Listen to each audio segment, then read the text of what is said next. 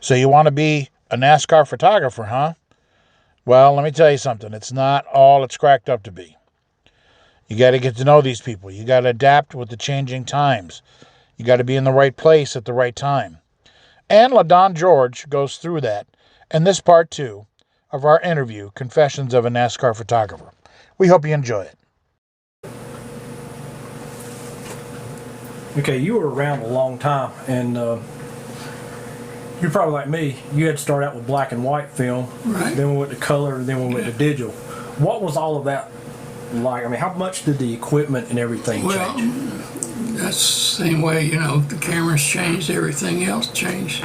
When we started out with black and white, we used to go, especially Cindy and Fluharty and them, they go to where they stayed at Daytona, would take the bathroom, make it into a dark room, okay? And they'd develop the film in their rooms, their bathrooms at the hotels. And that was black and white we were doing. So we started off with black and white and then went to color. Okay, and then after color, you know, went to digital, but you had to buy different cameras, especially when you went to digital. And they weren't cheap to start off with. So, but anyway, so Illustrated, I forget if we were still with Scene or not, but I know we waited a while to see how the market was going with the digital, how it was looking. We just stayed with black and white and color, you know. So, and eventually we went to digital, probably after a lot of other people did. What were you shooting with when you started? What kind of camera? F3. Okay. So were you always Nikon all the way through? No, no. I was mostly Nikon, and when I was with Illustrated in the 2000, I forget. They were shooting Nikon, but they changed to Canon, and they got their long lenses were called Canon. Well, I couldn't afford a $5,000 lens, so we changed to Canon also. So, but anyway, so then I sold some of my Nikon stuff for Canon, and that's what I end up with is Canon stuff. But it's, you know, it revolves around technology and everything. This one shoots 3 per second. This shoots 28 per second. You know. So I know in 2001 is when we switched to digital at Scene. Okay, 2001. And the camera bodies were so expensive that none of us could afford them. Right. So right. they would bring camera bodies to the track. We just had to supply our own lenses. Was that the same way with you at Illustrated, or did y'all have your own bodies? No, they brought digital. So they brought the digital bodies? Yeah. And y'all had to have your own Yeah. glass? And then, so, yeah. But, I don't know. But, and so, with that change, you also got to see the changes at the tracks. Like, I started going to Bristol in 1982. I guess, I don't know when your first Bristol race was, like 88, 89, something like that. And you saw it change into what it became. Yeah, yeah. You know, Bristol was a track everybody wanted to go to because of the action. You know, but yeah, the changes started just like I said about photographers and writers. We had to stay outside. We couldn't go in the press room unless we had to shoot something. Okay, so and the way they handled everybody was a little different, you know. But and then because if you were outside, you had to buy your own food. You couldn't eat that writer's food. That's right. So, but the tracks changed some. Then they started building new ones. And the good thing about that was I got to go to a lot of the new ones. And I think you went to Texas or someplace with us. Yep. Yeah, they fly in, see the track while it's being built, what they're going to do, have a lunch here, and fly back. You know, so that was like Texas, California, I forget where we went. Vegas. Oh yeah, Vegas is a big deal. So yeah, that was pretty neat, you know. But Well, just the tracks themselves changing, though. I mean, Bristol was a little short track. Then they kept building seats and building seats, Right. and it started going to night. right, and they started filling those seats, and then it started dwindling. And you went back one year, hell, where'd those seats go to? They sold them to somebody else, you know. So they gave them to Watkins Glenn's, Yep. you know. But yeah, I don't know how you. Well, to me, Bristol went from a little short track to a rock show.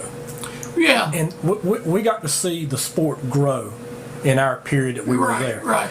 And so, A lot of some people, some of the photography, when we were there in the 90s to through 2000s through 2000, that was the best growing period. That was the best for absolutely. to be in the sport, to shoot the sport, because you saw it growing. Yep.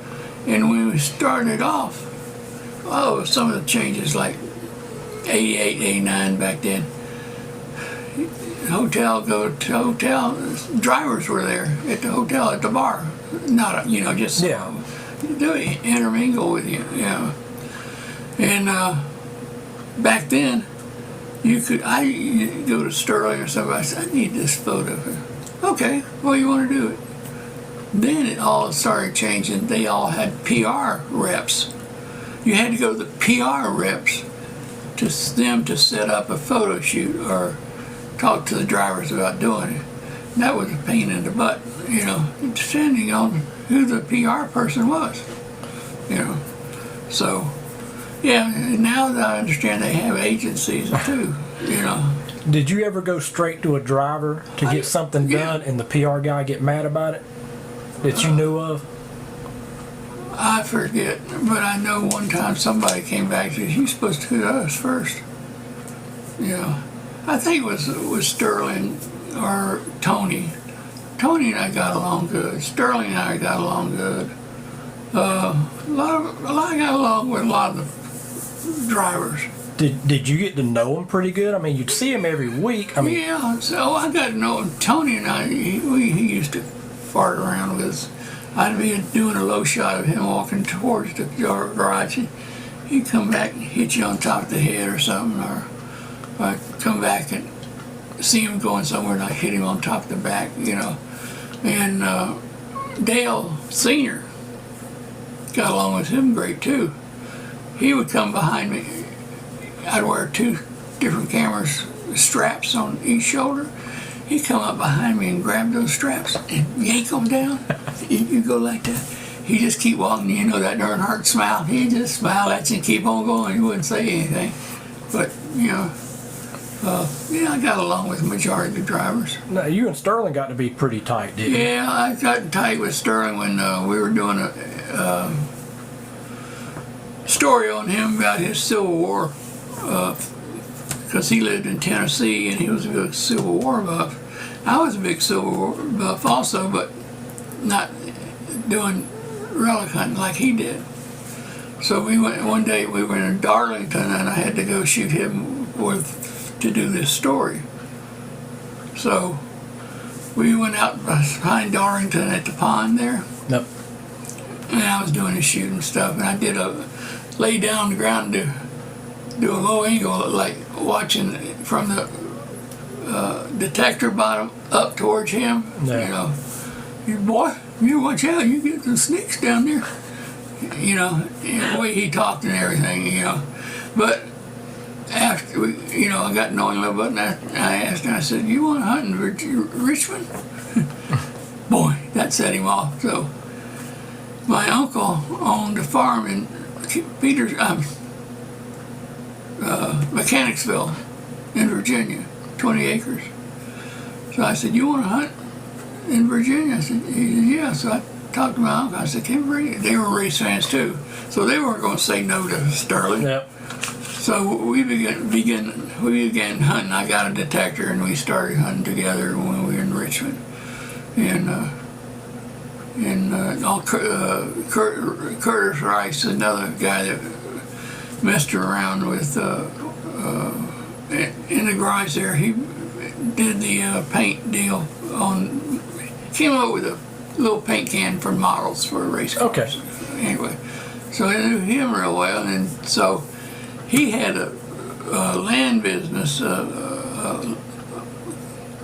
dirt moving business, okay? So he was all over Richmond, Petersburg, doing plazas and home sites, and he said, well, come out and I'll get you some. So between my uncle and Curtis, we got a bunch of different people that had property around Richmond and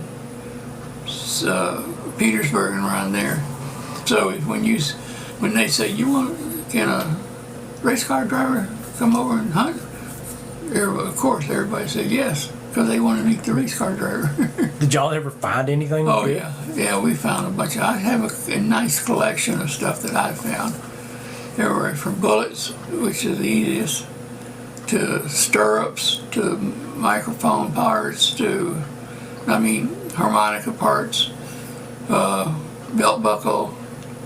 I have a display in there, all the stuff I found, And Sterling has a humongous display, But when we first did it, I gave everything to Sterling, first time. I said, damn, I ought to keep some of this for myself. I know, I guess Sterling got hurt and got out of a car before you left. Did you get to see him much after he quit racing? No, because he'd never come back we kept in touch for a little bit, but if you're not seen, you're gone in that business. Yeah.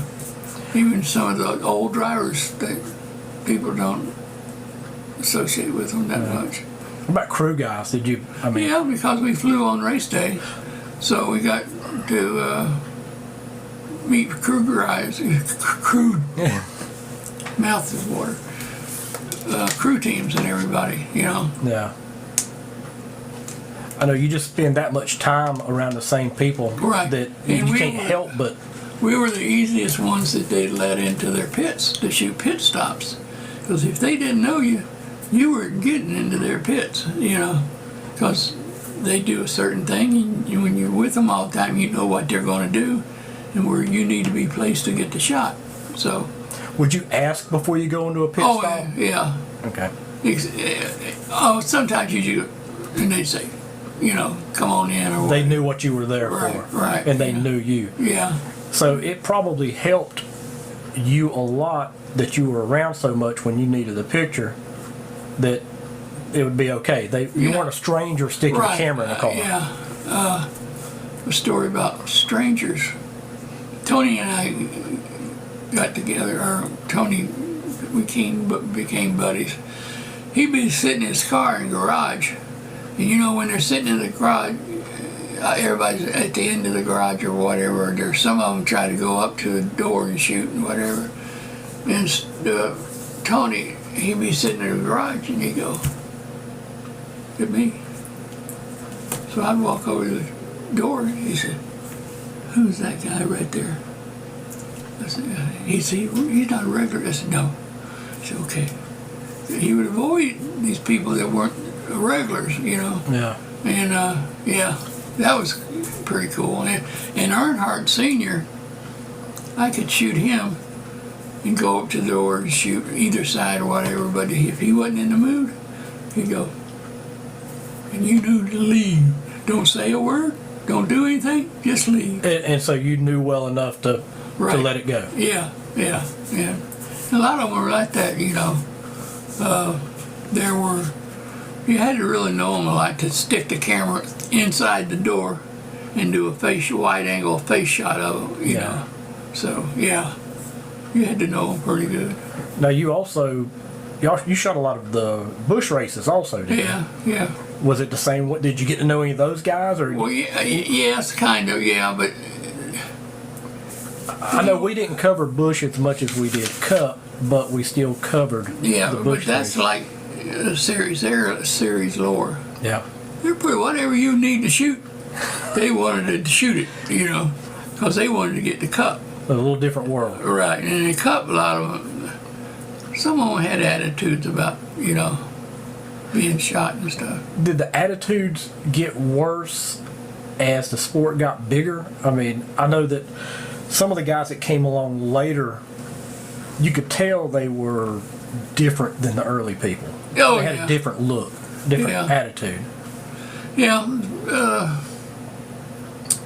Yes and no. The ones, like I was there all the time, so I pretty much had pretty good cooperation. But there were some, and even when you went to the PR people, they try to set it up for you. I remember one was Menard. We had a shoot on him. I had to do a headshot. Paul Menard? Yeah. So his PR set it up. What date and what time. Went there to the garage wherever we were going. No, he can't do it right now. Okay. A day later, he don't feel like doing it right now. And they tell me, he said, I keep asking him, he just doesn't want to do it. And a week, 2 weeks later, whenever, went to the back of his hauler waiting for him to come out, and she went inside. He comes out, he says, I just need a couple, don't have time. He was going to the car to get in the car, He was one that I didn't ever get that, there's something like that once in a while, Kurt Busch and I got along pretty good, but That was actually one of the ones I was thinking of, because Kurt that I saw could be the greatest guy in the world, and he could be the biggest asshole in the world. You just didn't know what one at the right time. Yeah, we got along pretty good, but this was at Homestead, the last race, and we were doing a feature on him, and I had to go get a headshot of him. Talked to his PR guy. He said, I told him, but the problem was Bush was having problems with his car. Okay, when they have problems with their car, they don't want to talk to you. I understand. And I ended up at the end of the trailer, and every time he'd come in to get a drink of him, because I was trying to get that one shot, but I hadn't got headshot. He said, you don't have enough pictures? I've heard that before myself. I said, I only need 5 seconds, Yeah.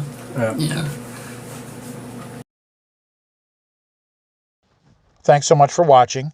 Next week, we're going to skip the interviews with LaDon, and we're going to show you the Stocks for Tots charity event from Mooresville, North Carolina. And actually, we'll be uploading on Wednesday, because the event is on Tuesday, and we need a little bit of time to edit it together. So the week later, we'll be back to our interviews with LaDon. But hopefully next week you tune in and see all your favorite drivers and crew members signing for that incredible cause of homeless children and underprivileged children in the Mooresville, Charlotte area of North Carolina. Thank you, Don Miller and Eric, for having us in, and we hope you enjoy it. And hopefully you have a terrific Thanksgiving. We're very thankful for all of our subscribers, those who watch, gives us thumbs ups and likes. Thank you.